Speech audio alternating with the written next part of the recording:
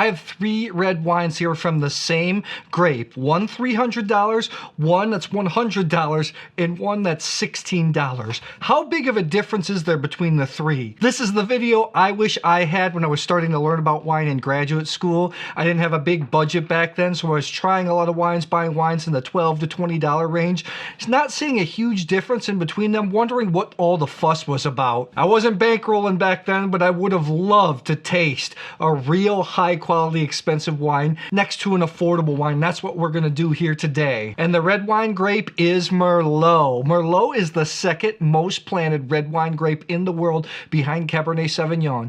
Yes, in the early 2000s, it got that horrible reputation thanks to Sideways. I am not drinking any Merlot. But some of the greatest red wines in the world are based off Merlot. One of my favorite red wines of all time is the Château Cheval Blanc. That wine is 50% Merlot, 50% Cabernet Franc. I think in general, I actually might prefer drinking Merlot-based wines to those of Cabernet Sauvignon. They can have similar flavors, although Merlot-based wines tend to be a little bit softer. I did a video blind tasting Merlot from different parts of the world. I'll put it in the link in the description box below. Wine is confusing because there are so many choices to the consumer. And yes, when it comes to price, there is usually a difference in the quality of wine, but not as much as you would think. First of all, we got to talk about what makes wines expensive. I've talked about this a lot in the past. More expensive red wine grapes, more expensive winemaking techniques are going to equal more expensive wine. One of the big factors of that is the cost of land, exactly like real estate, location, location, location. The land in California is a lot more expensive than a lot of places in Europe. More expensive land equals more upfront costs. That trickles down to the grapes. You also got to think about labor. If the vineyards require a high degree of manual labor, that's going to cost a lot more than flatter vineyards where you can use machines. Winemaking techniques also factor into price. Usually with high quality red wines, they're aged in oak barrels, especially high-end red wines are aged in new French oak barrels. The price of one of those 225-liter barriques, French oak barrels, goes from $1,300 to $1,500 and even more. And then third is supply and demand. If you have brands, you have wines that are really well known and have a lower supply, they're going to command higher prices. When it comes to getting what you paid for, I often refer to this graph. Generally, as you pay a little bit more, the quality is going to go up. In the $25 to $50 range, you're going to see a massive spike in quality. I think you can drink absolutely fabulous wines here. Of course, this scale slides down a little bit more when you're in Europe. For in Portugal, for instance, I've had some fabulous wines in the $6 to $8 range. When you start to spend more than $50, when you get into the $100, $300, $1,000 price point, you can get an increase in quality, but it's not proportional to the price. You have a little bit of diminishing returns. And in blind tastings, I've had some inexpensive wines beat out some more expensive wines. Some of those more expensive wines are age-worthy. They're not meant to be drunk on the younger side. They're meant to be kept in the cellar for at least 10, 20 years. Flavor preference also plays a part. Taste in wine is highly subjective. Think about food. Not all of us like the same food or even the same hamburger. For instance, I don't like any fast food hamburgers, McDonald's, Burger King. Some might think it's the best thing in the world. Wine lovers, wine critics, as they tend to taste and drink more and more wines, their tastes are usually a lot different than those that are just drinking wine casually or want to spend under $15 a bottle. I have here 3 different Merlots from the 3 countries that have the most plantings of Merlot. France, that has over 60% of the world's plantings, Italy, and the United States. I Corvin these babies and had somebody mix them up. Let's see the difference in quality between an affordable wine and 2 expensive wines. You ready? Big red wines. We're tasting out of some big glasses. These are the Rovsya wine glasses. These are the best inexpensive wine glasses I think that I've ever used. I even just bought a second set of 4 because I like them so much. I have a link in the description box. You want to check them out. They're burgundy shaped glasses, but they do really well with red wine. Helps if you purchase with that link, so thank you. Wine 1 and 2, pretty concentrated wines. Usually when you compare a more expensive wine to an inexpensive wine, the inexpensive wines can be a little thinner. Not always the case, but especially in Bordeaux blends. You want to think of something like heavy cream versus skim milk. That's the type of consistency you're going to get. Let's start with wine number 1 here. Wine 1 smells like Merlot. A lot of black raspberry, black cherry. There's not too much oak here, just a hint of it. Just a hint of mocha. No vanilla whatsoever. It's gnat season. I gotta keep these gnats out of here. Just a little bit of violets, almost red plum type flavor. This is just stereotypical Merlot. Rich, it's a wine that's chewy, it's plush. The tannins are really quite suave. This is an extremely long wine. I have to say, the nose was not blowing me away, but the palate is really long. The finish is really long. So funny, casual drinkers don't want that long finish, but us wine geeks, that's what we want. I mean, that's, for me, a separator in terms of fine wine. 2 smells a little bit thinner, so to speak. Okay, now the wood's starting to come out, some black cherry. Okay, you gotta shake this out a little bit. Just a little bit of wood, some graphite, some black cherry type notes. Some violets. Now this is starting to smell really good. At first, I was a little bit concerned, but you got to shake it out. You got to give wine some air. Some of the alcohol starts to blow off. Some of the oxygen interacts with the wine, starts to unlock some of the flavors. Wow. At first, I thought it was thinner, but it really had some, this number 2 has impressive length. Let's compare to number 1 again.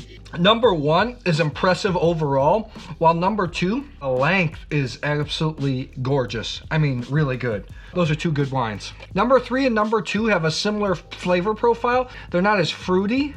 3 has a little bit more mocha. The fruit isn't really popping out of number 3. Number 1, the fruit popped out the most. Number 3, the tannins are a little bit more aggressive. I think 3 is an outstanding wine. 3's good. It's just not, I gotta compare again.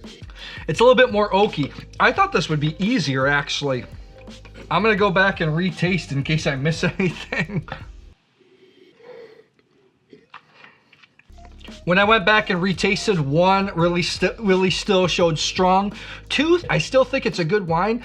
And 3 started to evolve in the glass and get a little bit bigger. 3 has the most tannins, so you got to be ready for that. And whatever the $16 wine is, I'm going to say seek it out. A lot of times when there's this big of difference, the inexpensive wine really stands out, although I have done a blind tasting before with some pretty expensive wines. I know wine that was under $20 from Greece is actually a wine that finished number 2 in the whole tasting of some pretty expensive wines. I'm actually really nervous. The 2 expensive wines were samples. The inexpensive wine is one I went and bought from Total Wine & More. They're not sponsoring this video. I hand-picked because I thought it would be high value for money. I think that wine number 2 was the $16 bottle of wine. It showed a little bit more nuance than the other 2, and I think that you should seek this out. If I think this is a $16 bottle of wine. I'm a little bit nervous. 92 plus points. I'm gonna say go ahead and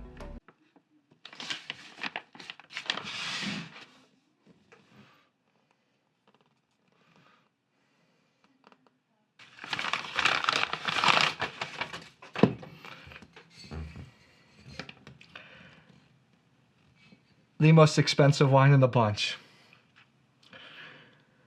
This is the Sullivan Vineyards. James O'Neill Sullivan, Founders Reserve Merlot from Napa Valley, from Rutherford, 2019. Rutherford, a famous AVA in Napa. The famous cult Cabernet called Scarecrow is from that area as well. 80% Merlot, 12% Cabernet Sauvignon, 8% Petit Verdot, $300. Really good wine. I thought the length was excellent. It was a little more subtle than the other 2. Man, I thought the inexpensive wine would really stand out.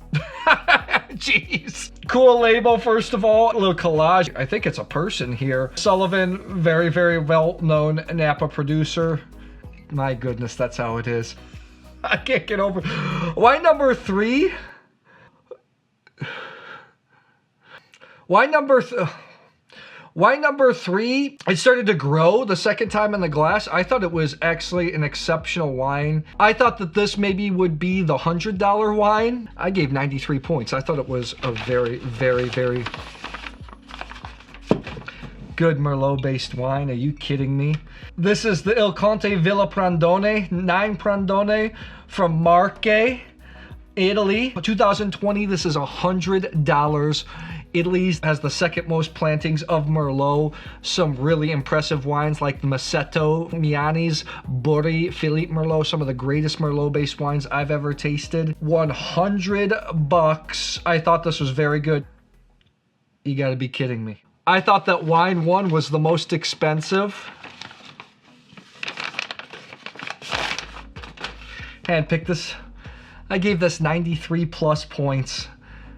This is a wine that everybody can afford. This is the Château Mayne Mazerolles from Blaye, Côtes de Bordeaux. Blaye is a village on the right bank of Bordeaux. Merlot-based wine, 80% Merlot, like the J.O. Sullivan, 10% Cabernet Sauvignon, 10% Malbec, $16. I thought this was well-rounded, just typical of what I would expect of a Merlot-based wine. Got 95 points from Decanter World Wine Awards 2022. Decanter World Wine Awards is one of the biggest competitions in Europe. I don't judge that. I judge one of the competitors, Mundus Vini, but I do know at Decanter they have different price points. So this wine was a wine that was probably in the category under $20 US or probably under 16, 17 pounds. So sometimes if you see these gold or platinum stickers, a lot of times people are disappointed because the wines perform well in that price category, but it holds true that this wine is excellent in all price points. Usually price quality does matter to a certain extent, but you can get fantastic wines if you fight hard and look for them. And when I came up with the concept of this video, I really thought about myself in graduate school because I wanted to see the difference between an inexpensive, affordable wine and a luxury premium wine. I don't think it's an indictment on the Sullivan Founders Reserve Merlot or the Prandone. They're both wonderful wines.